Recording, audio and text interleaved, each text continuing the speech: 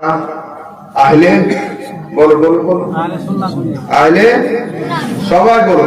যদি হ্যাঁ হয় তো হ্যাঁ, না হলে না, কোনো সমস্যা নেই। Ask me, I try to answer you. যদি কারো কোনো প্রশ্ন থাকে জিজ্ঞাসা করো, no problem, I will try. ঠিক আছে, আমরা আহলে সুন্নাত। আমার কিছু যুবক ভাই তারা দাবি করছেন বর্তমান সময়ে আমরা আহলে হাদিস। ক্লিয়ার কর কথা, শোনো, কোনো সমস্যা নেই, আমি কেবলমাত্র আপনাদের বোঝানোর জন্য এসেছি। বাংলাদেশের একজন বক্তা, আমি কারো নাম নিতে চাই না, কিন্তু বর্তমান সময়ে কিছু নাম না বললেও হয় না। কেন? আমি ফের এখানে লজিক দিচ্ছি। ছেলে স্কুল থেকে আসছে, মা দরজায় বসে বসে বলছে, বাবা দাঁড়াও দাঁড়াও দাঁড়াও, থামো। তো ছেলে মায়ের কথা শুনে ও থামতে পারে নাও। কেন? মা অনেক সময় আবদার করে, আর কি করে, কিন্তু মা যদি বলে বাবা সাপ আছে, দাঁড়াও দাঁড়াও দাঁড়াও, তাহলে ও ছেলে কিন্তু আর এক পা আগাবে না, ওইখানেই দাঁড়িয়ে না। আর যদি প্লেন সাপের নামটা উল্লেখ না করে বলে দাঁড়াও, দাঁড়াতে পারে না পারে। তো আমার সমাজের যুবককে ইশারার ইঙ্গিতের ভাষাতে বহু বুঝিয়েছি, কিন্তু এদের পা কখনো উঠছে কখনো ফেলছে। এখন দেখছি সাপ না ভল্লুক না কি সেটা বোঝাতে হবে, অন্যথায় এরা দাঁড়াবে না।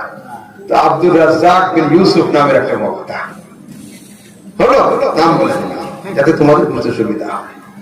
আজ থেকে 8 বছর আগে বলেছিল যে আমি আমার টুটা ফুটা বিদ্যা দ্বারা দেখছি জান্নাতে যাবে একটাই মাত্র দল, তার নাম হলো আহলে হাদিস। হলো, তো আমি সেই সময় এখনো পর্যন্ত সোশ্যাল মিডিয়াতে আমার ভিডিও করে রিপ্লাই টু আব্দুর রাজ্জাক লেখা আছে, দেখবেন। আমি সেই সময় বলেছিলাম যে সারা পৃথিবীতে আহলে হাদিস নামের কোন গোডাউন নেই, তো মাল বের হবে কি করে? যদি কারখানা না থাকে প্রোডাক্ট হবে না, কি হবে না, তো ওখান থেকে বের হবে কি করে? কারখানাই তো নেই। আহলে হাদিস নামের কারখানা দুনিয়াতে নেই। তা আমাকে যদি যুবকরা, আমার টাউনের ছেলেরা প্রশ্ন করেছিল, আহমদ ভাই আহলে সুন্নাত নামের কোন গোডাউন কারখানা আছে? আমি শুধু কারখানা না, ফ্যাক্টরি রয়েছে। কোথায়? আমি বললাম সিহাহ সিত্তার তিরমিজি শরীফের হাদিসের মধ্যে আহলুস সুন্নাত ওয়াল জামাআহ শব্দ রয়েছে। সরাসরি তিরমিজি শরীফের হাদিসের মধ্যে আহলুস সুন্নাত ওয়াল জামাআহ শব্দ রয়েছে। তিরমিজি, ভালো করে নাম মনে করো না, তিরমিজি শরীফ। এই ব্র্যান্ডের প্রচার কে করলো? ব্র্যান্ড তৈরি হয়েছে নবীর যুগে, প্রচার কে? এই ব্র্যান্ডের শেষ প্রচার হয়েছে হযরত ইমাম হুসাইন রাদিয়াল্লাহু তাআলা আনহু, তিনি প্রচার করেছেন কারবালার ময়দানে। বলছি এর কোনো প্রমাণ? ইয়েস, এরও প্রমাণ আছে। ইমাম হুসাইন জীবনের শেষ ভাষণে বলছেন, আওয়ালাম ইয়াবলুকুম কাউলুল মুস্তাফিদ, এজিদের দুর্ধর্ষ বাহিনী, তোদের কানে কি আমার নবীর সেই মহামূল্যবান বাক্য পৌঁছয়নি? ক্বালা লি ওয়া লি আখি হাসান, আমার নানা, আমার বড় ভাই এবং আমার সম্পর্কে বলেছেন, হাসান আর হোসেন সম্পর্কে, আনতুমা সাইয়্যিদা শাবাবে আহলিল জান্নাহ ওয়া কুররাতু আইনি আহলিস সুন্নাত ওয়াল জামাআহ। এই হাসান আর হোসেন, তোমরা হলে জান্নাতি যুবকদের সর্দার এবং আহলে সুন্নাতের নয়নের তারা, আহলে সুন্নাতের চোখের মনি। ইমাম হুসাইন কারবালার ময়দানে সরাসরি বলেছেন। আর আমি আবার উঁচু আওয়াজে সিনাকে চওড়া করে বলে যাচ্ছি সোশ্যাল মিডিয়ার সামনে, আগামী কাল আমি স্বীকার করতে পারবো না, আহলে হাদিস ভাইদের পৃথিবীর সবচেয়ে বড় আলেম মাওলানা ইবনে তাইমিয়া, উনি যদি সূর্যকে চন্দ্র নাম দেয় এরা সেটা মেনে নেবে, যদি উনি চন্দ্রকে সূর্য নাম দেয় সেটা মেনে নেবে। এত বড় আলেম উনি, আহলে হাদিস সম্প্রদায়। তার বিখ্যাত গ্রন্থ মাজমুআতুল ফাতাওয়া 20 খণ্ডে সমাপ্ত। আমি জানি না পশ্চিমবঙ্গের কার লাইব্রেরিতে আছে আর না আছে, আমার লাইব্রেরিতে রয়েছে। তার লেখা কিতাবের প্রথম খণ্ডের 92 পৃষ্ঠাতে লেখা রয়েছে, ফাইনাল ফিরকাতান নাজিয়া ইয়া আহলুস সুন্নাত ওয়াল জামাআহ, জান্নাতে যানেওয়ালা দল একটা, তার নাম হলো আহলে সুন্নাত ওয়াল জামাআহ। সুবহানাল্লাহ। যুবকরা শোনো, নিজেদের মধ্যে মনোমালিন্যতা সৃষ্টি করো না। তোমাদের বাড়ির কিতাবে লেখা রয়েছে জান্নাতে যাবে একটাই দল, তার নাম হলো আহলে সুন্নাত ওয়াল জামাত। তাহলে আলহামদুলিল্লাহ আমরা সঠিক পথে আছি না নেই? আছি। আচ্ছা, যদি কারো কোনো প্রশ্ন থাকে লিখুন, লিখে আমাকে দিবেন, কোনো সমস্যা নেই, ঠিক আছে? আকীদা কথা বলে। আচ্ছা, ফরজ নামাজের পরে হাত তুলে দোয়া মসজিদে হয় না? হয় না? কিন্তু প্রত্যেকটা মসজিদে দু চারটে যুবক তৈরি হয়েছে, তারা হাতকে এইভাবে রাখে, হাত তুলতে চায় না। 2007 সাল পর্যন্ত তুলতো, এখন হাত এই রকম। যখন থেকে আনলিমিটেড ইন্টারনেট প্যাক পেয়ে গিয়েছে, সেই সময় থেকে ইউটিউব আর ফেসবুক দেখা শুরু, ঠিক আছে? এখন আর হাত তোলে না, বলে এটা হাদিস কোরআনে নেই। আচ্ছা, হাদিস কোরআনে নেই? সুন্নিরা এত বোকা যে এরা ভুলভাল জিনিস আমল করছে। হ্যাঁ, আপনারা এত বোকা মানুষ যে আপনাদের কাছে হাদিস কোরআন নেই, আমাদের কাছে হাদিস নেই। শুনুন মন দিয়ে যুবকরা, শোনো, কোরআনে কারীমের 30 নম্বর পারা সূরা আলাম নাশরাহ আছে না?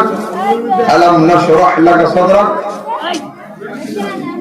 আলাম নাশরাহ লাকা সাদরাক। এই ছেলে, এত কথা বলছো কেন?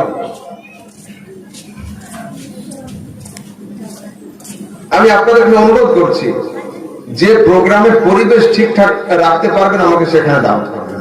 আমাদের মধ্যে ছোটখাটো বক্তাকে সব জায়গায় দাওয়াত করার কোনো দরকার নেই। আমি আসতে চাইনি কোনো সময়ের জন্য। আমি মুখস্থ জীবনী আমি করি না, আমি হাদিস কোরআন দিয়ে লজিক্যালি বোঝাই।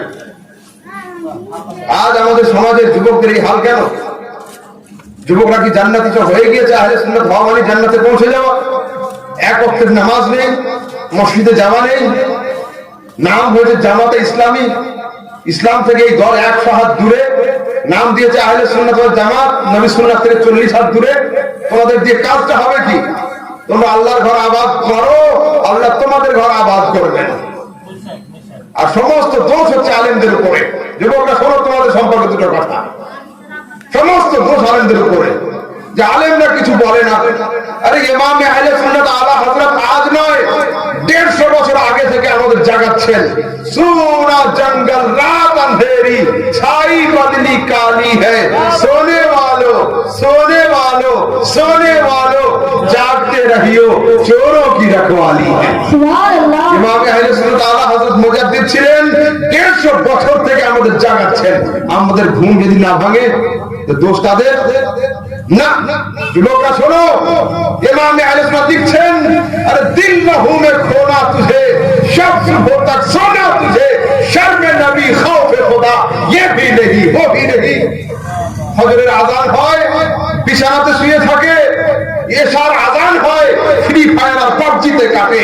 শর্মে নবী খৌফে খুদা, কবরে গিয়ে নবীর সামনে দাঁড়াতে হবে, এর লজ্জাও নেই।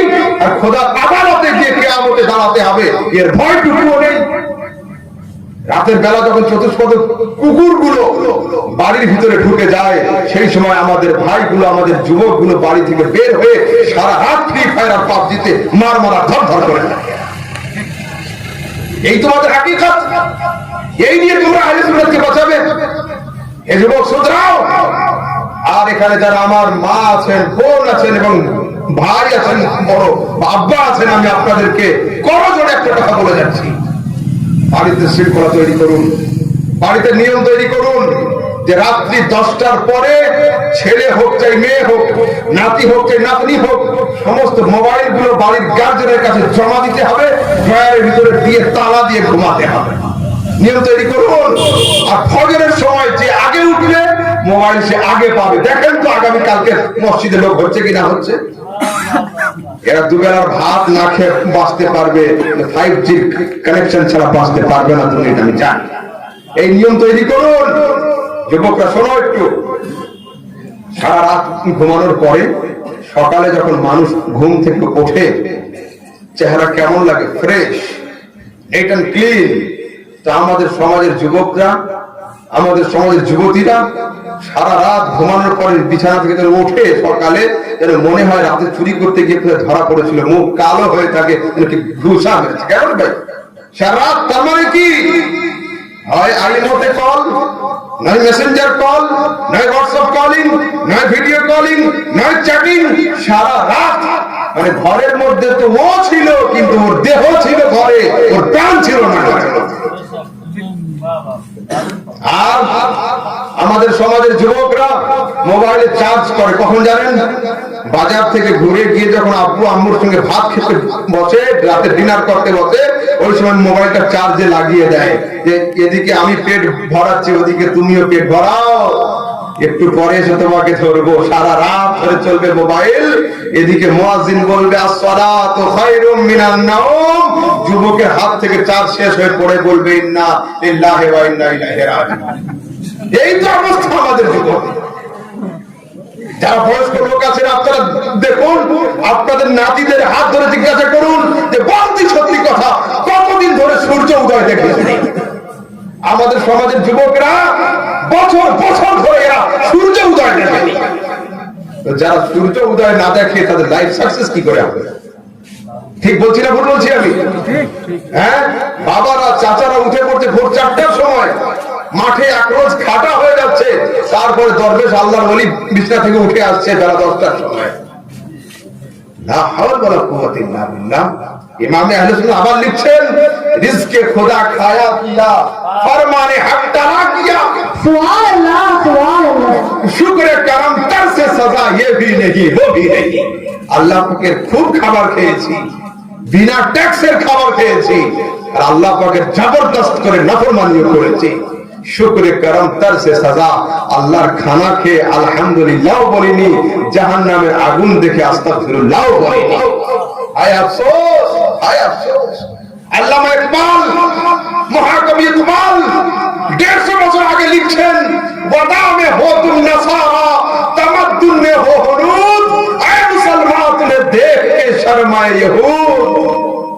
এই মুসলিম জাতি, তোদের ড্রেস পোশাক দেখে মনে হচ্ছে তোরা পাশ্চাত্য দেশের খ্রিস্টান, আর তোদের খাওয়া দাওয়া দাঁড়িয়ে দেখে মনে হচ্ছে তোরা স্বদেশিক হিন্দু, আর তোদের দাঁড়িয়ে দাঁড়িয়ে পেশাব করা দেখে রোম সাম্রাজ্যের ইহুদিরা পর্যন্ত লজ্জা পেয়ে যায়। যে সময়ে 5G দূরের কথা, ইন্টারনেট কি জিনিস লোক জানতো না, সেই 150 বছর আগে যদি আল্লামা ইকবাল আমাদের সম্পর্কে এই ভাষাতে উপদেশ দিয়ে যান, বর্তমানে যদি আমাদের হাতে এবং আমাদের সিচুয়েশন, আমাদের অবস্থা, আমাদের রিয়ালিটি, আমাদের কোয়ালিটিকে দর্শন করতেন, কি ভাষায় আমাদের প্রতিবাদ করতেন, তিনি হয়তো ভাষা হারিয়ে ফেলতেন, ল্যাঙ্গুয়েজ খুঁজে পেতেন না, শব্দ খুঁজে পেতেন না। একটু শুধরাও, একটু সামলে যাও। তোমরা জানো কিয়ামতের দিন কি হবে? আল্লাহ পাক বলেন, ইয়াউমা ইয়াকুমু রূহু ওয়াল মালাইকাতু সাফফান লা ইয়াতাকাল্লামুনা ইল্লা মান আযিনা লাহুর রাহমান। হযরত রূহুল আমিন ফেরেশতা থেকে নিয়ে সমস্ত মালায়েকা আল্লাহ পাকের আদালতে গর্দান ঝুঁকিয়ে দাঁড়িয়ে থাকবে, কারণ মুখ খোলা পর্যন্ত স্পর্ধা হবে না। আল্লাহ পাকের তরফ থেকে আওয়াজ আসবে, ওয়ামতাজুল ইয়াউমা আইয়ুহাল মুজরিমুন, আয় অপরাধীর দল তোরা সাইড হয়ে যা। আল্লাহ পাকের তরফ থেকে গুরুগম্ভীর আওয়াজ আসবে, লিমানিল মুলকুল ইয়াউম, দুনিয়াতে যারা জবরদস্তি করে বাদশা সেজেছিলে, পাওয়ার দেখিয়েছিলে, আজ তারা কই? আমাদের কারোর মাথা উঁচু করার ক্ষমতা হবে না। বলুন আপনি, আজকের বাড়ি গিয়ে, কালকের বাড়ি গিয়ে, রাতের অন্ধকারে আল্লাহ আর আপনি, মাঝখানে কোনো থার্ড পারসন সিঙ্গুলার নাম্বার কেউ থাকবে না, তওবা করে নেওয়া কত সহজ। নয়তো আগামী দিনে কিয়ামত যেদিন হবে, আদম থেকে নিয়ে ঈসা পর্যন্ত সবাই দাঁড়িয়ে থাকবে, সবার উম্মতিরাও থাকবে। সেই দিন যখন ফেরেশতারা আমাদের অসভ্যতাকে, আমাদের বর্বরতাকে, আমাদের চরিত্রকে লাইভ টেলিকাস্টে দেখাবে, সেদিন আমাদের অবস্থা কি হবে? আমার ইমাম, আহলে সুন্নাতের ইমাম আলা হযরত সেই জন্য বলেছেন, আরে আজ লে উনকি পানা, আজ মদদ মাंग उनसे, फिर ना मानेंगे कयामत में घर मान गया। পরীক্ষার সেন্টারে যাওয়ার আগে যত বড় প্রিপারেশন নাও, যদি বইয়ের পাতা ছিঁড়ে খেয়ে নাও তাও কোনো আপত্তি নেই, কিন্তু রেজাল্ট আউট হওয়ার পরে যত কান্না করো, ফয়েকার ল কিন্তু পাশে পরিবর্তন হবে না। কত কান্না করো, পাশে পরিবর্তন হবে না। তো মানতে হলে আজ মানো, স্বীকার করতে হলে আজ স্বীকার করো, নবীকে নবীর দামান ধরতে হলে আজ ধরো। কিয়ামতের দিনে ফেরেশতাদের হাতে ডান্ডা দেখে মানি মানি করলে কিন্তু ঠান্ডা হবে না।